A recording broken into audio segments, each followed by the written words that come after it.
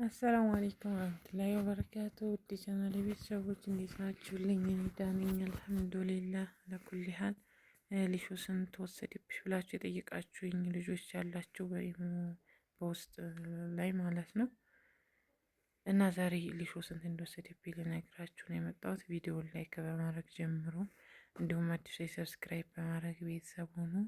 ሌላ የምጠይቁት ጥያቄ ካለ ጠይቁ በኮሜንት ያለው እንዲሁም በውስጥ ጠይቃችሁኝ ያልመለስኩላችሁ ቪዲዮ ፖስት ያላደረኩት ያው ኢንተርኔቱ ብዙ ስላልሆነ ነው፣ ቪዲዮ ፖስት ስለማያደርግልኝ ነው። በጣም ደካማ ነው ማለት ነው። ለዛ ነው ይቅርታ።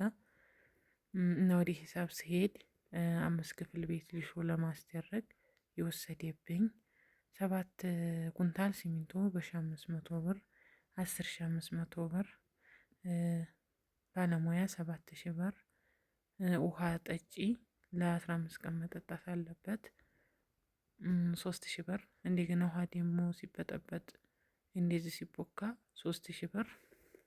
የውሃ ግቢ ላላችሁ ሊያስፈልጋችሁ ይችላል። እና ድምሩ 23500 ብር ነው የመጣው ማለት ነው። እና 25000 ብር ብላችሁ ያዙት።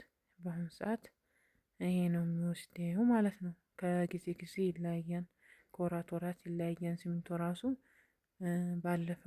ያለፈው ወር ማለት ነው ጥቅምትና ህዳር ላይ 1400 ብር ነበር። አሁን ግን 1500 ሆኖ ሁሉም ነገር እየጨመረ ነው ያለው ማለት ነው። እና 25000 ብር በቂያችሁ ነው በአሁን ሰዓት 5 ክፍል ቤት ሊሾ ለማድረግ 5 ክፍል ኤል ቤት ማለት ነው። እና በርቱልኝ፣ ጠንክሩልኝ። ለምታበረታቱኝ አመሰግናለሁ።